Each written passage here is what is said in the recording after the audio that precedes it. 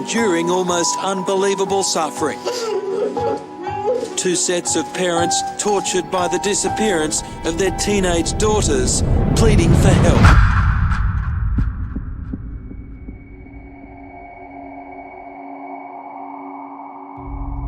Hey there, welcome back. Some true crime cases have a happy ending, or at least a resolution where people can learn a valuable lesson moving forward. But today's case is a senseless crime of the worst kind for the most outrageous reason. Do you remember your high school years? What did you like to do back then? Probably hang out with friends and whenever you could, laugh until the sun came up, right? Back in 1997, this was exactly the kind of life Lauren Margaret Berry and Nicole Emma Collins had. They were happy, relaxed, and filled with dreams and hopes for their future. They lived in a small town where crimes were thought to be a thing of the past. Tragically, one night they were walking home when the worst thing happened. After an exhausting investigation, the Bega police discovered something deeply disturbing that would haunt the community forever. Watch on, but be warned. This case deals with extreme violence and young people. Today's case begins in Bega, a small town in New South Wales, Australia. It's known for beautiful pastures, dairy industries, and a low level of crime. Some 400 kilometers away from Sydney, it's a very peaceful place where parents have no concerns about leaving their kids to play outside. In October 1997, Lauren Margaret Berry and Nicole Emma Collins were enjoying a week-long school holiday. The plan was the same every holiday: bring the squad together and go camping in Kalaru in Bushland. Nicole was 16 years old, and she was the life of the party. Nicole, she was very outgoing, very friendly, engaging, not at all shy. She was very vivacious. She always had lots of energy. So if you're ever feeling down in the dumps or not in a mood to maybe go for a ride or go and see some friends, she's always had the ability to make you feel more happy and energized to go and do it, kind of thing. Lauren was just about to turn 15. In comparison to Nicole, she was much quieter. Lauren was very much a homebody. She loved being at home with mum and dad and her brother. She was calm and very sweet and kind and generous. In fact, most of the time, it was just Lauren and her brother Nathan. My sister, when we grew up, a lot of the properties that we lived on, there wasn't too many kids nearby most of the time, so she was my best mate as well as my sister. But that didn't mean Lauren didn't have friends outside her family. In fact, Nicole and Lauren had been best friends for most of their school years, and they were a part of a larger group with Sarah and Rebecca. Their favorite activity? Riding horses. We always had fun things to do. Both Nicole and I and Rebecca all had horses, so we spent most of our weekends riding together. And during the school holidays, they couldn't wait to go camping. Before they chose their spot in Kalaru in October 1997, Lauren and Nicole's parents drove by just to make sure the spot was safe and they know its location in case of an emergency. All was well, and they left the kids to have their fun late into the night. In the area where the two girls and their friends would go to a lot of holidays, they'd take their horses and set up a bit of a camp, and they'd just have a peaceful area overlooking the ocean. In the late evening of October 5th, Nicole, Lauren, and their group were having a peaceful evening, chatting around the fire and laughing about silly memories from school. But Nicole was upset. And then Nicole was actually had been a bit upset because she broke up with her boyfriend. After waiting for a sign from him for hours, Nicole lost her patience. She decided she wanted to walk all the way to his place and sort things out with him. Needless to say, her best friend tagged along. This was a pretty long walk, but the girls were used to it. We walked everywhere. I mean, we were only 16, we didn't have cars, we didn't even have bicycles. We had the horses and we had our feet. So to get around in Kalaru, that's what we did. We walked. To teenagers who live in big cities, this might sound crazy, but not in Bega. Nobody batted an eyelid. Bega was a safe place. Young teenagers that grow up here, it's a very carefree place. There's a high level of trust. There are no great risks. Part of the supervision team was Nathan, Lauren's brother, but when he dropped by the campsite, his sister wasn't there anymore. I came back at about 10 past 10, I think it was, in the evening, and the girls weren't at camp. He stayed at the camp all night, waiting for Nicole and Lauren to come back. They were at someone else's house, their friend said, so Nathan thought they'd probably spent the night there. Still, it was strange that they weren't picking up their phones. So very early the next morning, Nathan drove back to his parents' house to tell them Lauren and Nicole were missing. Lauren's father, Garrett, drove to the campsite immediately. The girls' friends told him about their plan last night and suggested they might have spent the night at Nicole's place. But of course, Garrett rang Nicole's home and her parents didn't know anything about them either. Nicole's dad, Graham, then drove to the ocean front and its cliff top to look for clues. Perhaps the girls had gotten injured and had just lost their phone signal in between towns. But as the adults searched frantically for hours with no sign of the girls, they realized something terrible had happened. At midday on October 6th, they called the police. The same morning, a council worker driving down a highway close to the Calaro campsite spotted something strange. A pink TV set, simply thrown on the side of the road. It most certainly didn't belong there, so the council worker picked it up and loaded it into his truck. Meanwhile, the police started to look at possible scenarios. As always, in the case of disappearing teenagers, police start out by ruling out a runaway. In Lauren and Nicole's case, it was very clear that the two hadn't run away from home. They were extremely close with their families. When you met their parents and sort of talked through the type of children they would maintain constant contact, almost for no reason, in the middle of parties. The types of kids who are best friends with their parents are a very lucky kind. But that day, Nicole and Lauren were anything but lucky. Trust me, it's going to get very dark. So if the girls hadn't run away from home, where could they be? Within a day, the police had gathered hundreds of volunteers and partner forces to help them with the search. The girls' families were searching day and night, wherever they thought it was most likely to find them. The first thing I did was to try and drive to all the places where I thought girls could have been. The girls were used to hanging out in nature or in various spots between Calaro and Biga, so Nathan and his friends simply took it mile by mile, expecting to find any sort of clues about where the girls could be. Meanwhile, the council worker arrived at the recycling center and couldn't find a bin to fit the TV into, so he left it next to a bin on the ground. A few hours later, a scavenger took it, painted it black, and sold it to a hotel. No matter how many people, dogs, and helicopters joined the search party, the girls could not be found. Slowly, Garrett and the other parents were losing hope. Thank you all for coming, okay? Really appreciate it. No sleep whatsoever. I've never seen anything like it, to try and find them. One day into the search, a volunteer spotted some abandoned girls' clothes on the side of the road. Soon enough, they were brought to the families and identified as Lauren's. This could have brought relief to the family, but it didn't. If Lauren's clothes were here, where could she be? The final picture began looking even grimmer. There was a problem. Lauren's mother took her daughter's clothes and put them away, but there was vital DNA on her clothes, and now she had touched them several times. The police simply didn't think to take the clothes to the lab first. As I say, the girls were just missing at that stage. It was just the first day that they'd been missing. But 2 days later, the police started taking the girls' case seriously. They had not accessed their bank accounts, and a search of their homes indicated that they hadn't taken any items from home. The runaway scenario was completely ruled out, and so was the scenario where both of them were mortally injured. The police were looking at foul play. So there's more to it than this. Something's not right here, and as a result, the task force investigation commenced, and we went from there. The same day, Nicole and Lauren's families appeared on TV, making a heartbreaking plea for anyone to come up with relevant information. The plea was shown all around New South Wales, and within hours, people started ringing and even turning up at the police station.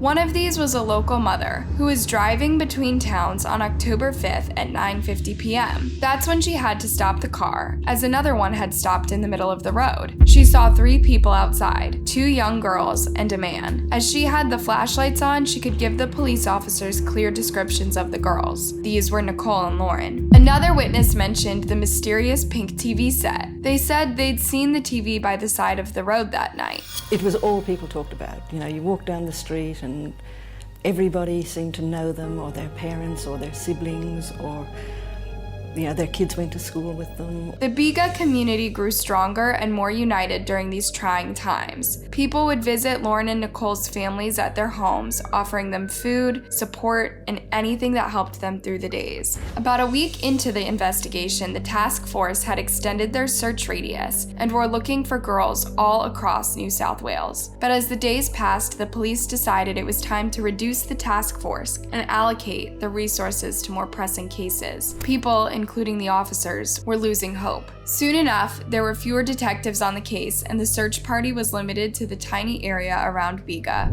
About a month after the girl's disappearance, it seemed like the case was going to go cold. But just then, someone came forward. They suggested that the police look at two men with infamous criminal records: Leslie Camilleri and Lindsay Beckett. You should look at these two blokes. They're into the badness, they're into assaults, and they may fit the criteria. They couldn't be more right. Leslie Camilleri was born to a family of 6 without a father and had known nothing but theft and vandalism from a very young age. He'd spent most of his childhood in juvenile detention and had once escaped only to become homeless at the age of 10. Then he was in and out of juvie again. In 1997, the same year as Nicole and Lauren's disappearance, Camilleri had been on trial, charged with assault of his de facto daughter. He had 146 other convictions. 5 years before, he had killed a 13-year-old girl, but he was only linked to the murder in 2012. Lindsay Beckett was born in New Zealand and had struggled with mental impairment all his life. When he came to Australia, he teamed up with Camilleri and started a life of crime under his influence. So how did the police informant know to link the two men to Nicole and Lauren's case? The informant had noticed something in the newspaper, was aware of an article in the newspaper about the two missing schoolgirls, and there'd been a conversation between Beckett and Camilleri to the effect that I bet the police try and blame this on us. And they'd arced up about it quite badly. So the Bega police had a quick look into these men's criminal records. Their most recent charges were assault on an 11-year-old and the abduction and assault of a 19-year-old girl. Camilleri had recently been released on bail for the first charge, and for the second one, the men were still being investigated. Needless to say, Bega police realized they fit the profile. In December 1997, Bega officers were out to get Leslie Camilleri and Lindsay Beckett. But just as they were tracking them down, Canberra police rang up. They'd arrested Beckett for a stolen vehicle. In the vehicle that he was driving was some blood-stained clothing in the boot. Let's go and introduce ourselves. Let's have a look at this clothing. Who knows, it could be the girl's clothing or something. On the way to Canberra, another police detective started connecting the odd pink TV set to the case. What if this was part of Camilleri and Beckett's vile plan somehow? So I was travelling with this detective and he said, it would make sense if you had a pink TV or a large TV in the car, that to get two girls in, you'd put a TV out and you'd put it beside the road. Before long, Beckett was in the interrogation room. He was arrogant, defiant, and didn't say more than a couple of words at a time. Except for when the detective asked him if he had a pink TV in his car. That's when he started looking very uncomfortable and made some sudden moves in his chair. He didn't give a lot of details about it, just that he did have a TV set that he doesn't know where it is now. Now, the police were thinking he and Camilleri took the TV out so they could fit Nicole and Lauren into the van. They couldn't arrest Beckett for the girl's abduction yet, but he was under arrest for the stolen vehicle anyway. He wasn't going anywhere, and now they had a lead. The detectives went straight to Yaz, where Beckett and Camilleri lived, and where their informant would meet them. It turns out the two criminals had stolen the pink TV from the informant. The main relevance of that television, he'd actually put Beckett and Camilleri at that scene. Luckily enough, Camilleri was then also arrested on a different charge. Now at this point in time, not only is Beckett still in custody in the ACT, but Camilleri had been arrested for some other unrelated matters and was in custody in Goulburn. Within hours, Bega detectives were interviewing Camilleri too, but he was saying even less. When they asked him about the pink TV, he went completely mute. However, when the guards escorted him back to his cell, he started crying and banging his head on the walls. Now the police had a great chance at unraveling Nicole and Lauren's case. The criminals were separated. This meant that they couldn't speak to each other and devise any plans or stories that would make them look innocent. The detectives would turn one against the other and hope that one of the two criminals would crack. They started with Beckett and told him that they could now link him to the disappearance of Lauren and Nicole. And I also had on the interview table in front of him photographs of the two girls, which I'd opened up, and they were large sort of A4 facial photographs of the girls from high school. And he instantly turned them over, and I knew I'd sort of hit a raw spot. Less than an hour into the interrogation, Beckett requested a cigarette break. Outside, while smoking, he started crying and told one of the guards, "They've got us." He was escorted back inside. When the detectives came in, Beckett was ready to talk. He asked for a map so that he could show them where the girls were. So we've opened this map on the floor, and he started sort of looking at the Monara Highway in Bombala, and then he said, "They're here, they're back there." Afterward, Beckett gave a full account of what happened that night. First, the two injected each other with illegal substances. Then they started driving from Bega to Tathra. Les was driving the car and we were going to the beach because I hadn't been to the beach for ages and we were going to go there for a drink. Yeah. And just see if there's any parties. And we were going up the hill and seeing these two girls. Camilleri asked Nicole and Lauren if they wanted a lift. And they said, "Oh yeah, alright then." And then we said we're going to the beach and asked them if they wanted to come. And they said yeah. But the girls' families think otherwise. They wouldn't have gotten in the car with, especially a car that looked like the way it did. It was all banged up and dodgy looking. These two were off their faces. As far as the girls' friends and families are concerned, there's no way Nicole and Lauren hopped into the criminal's car without thinking twice. And Nicole and I were both, "Oh God, we'll never get in a car with strangers." And she said to me, "I'll just never do that. No, I'd never hitchhike, I'd never do anything. Dad would kill me."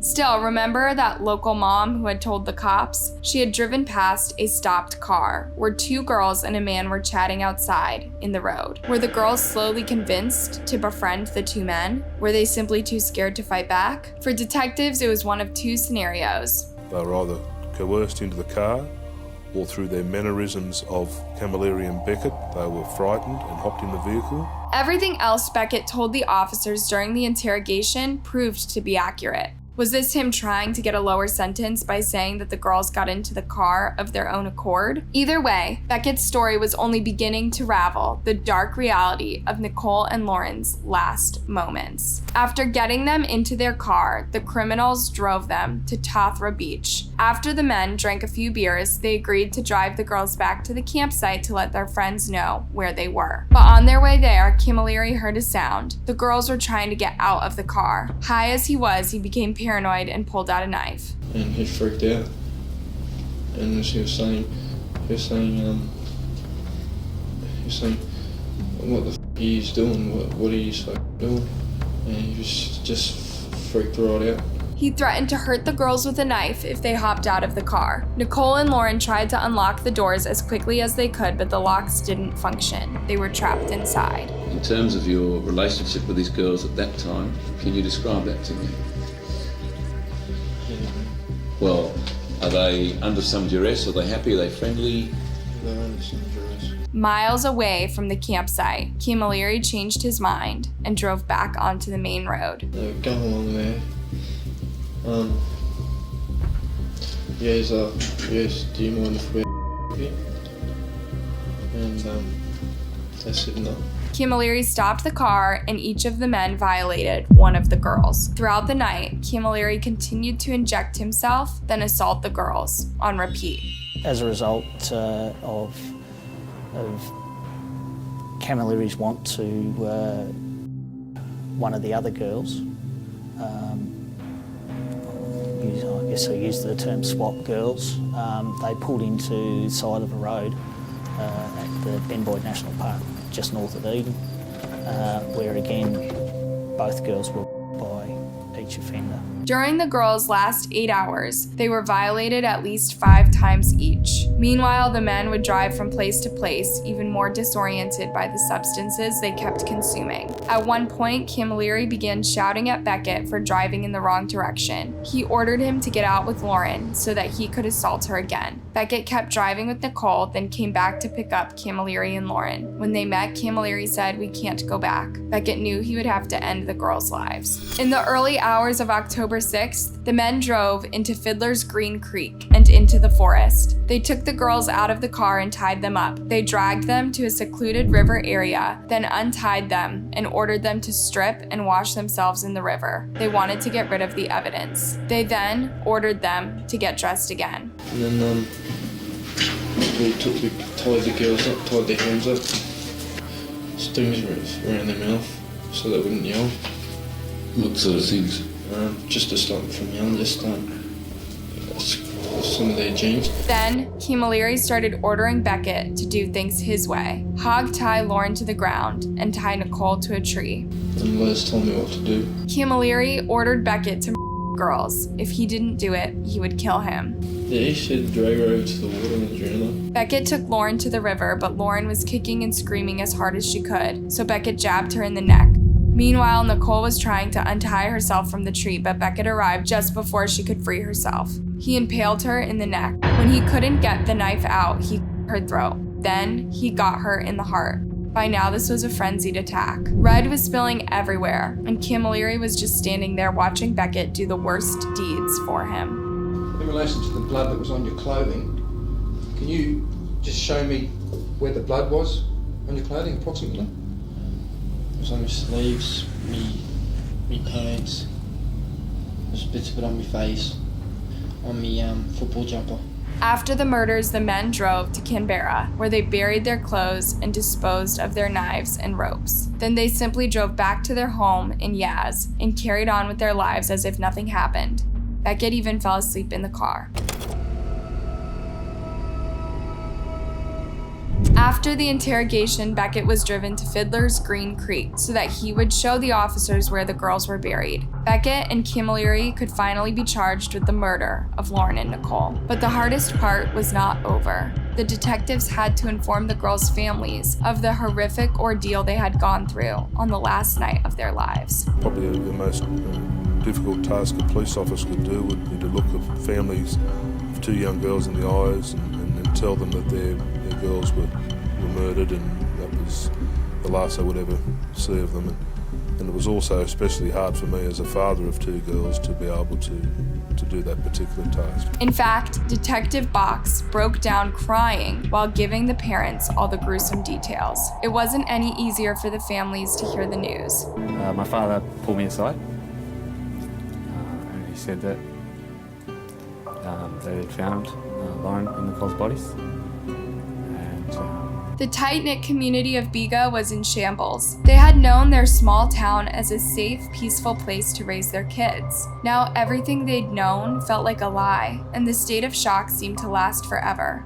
Thousands of people gathered at the girls' memorial. All the streets of Bega were empty, while everyone was in the park, sitting quietly or crying. Beckett pleaded guilty to the murders of Nicole and Lauren and was sentenced to 2 life sentences with the possibility for parole after 35 years. Camilleri, on the other hand, insisted that he had nothing to do with the slayings, pinning them all on Beckett.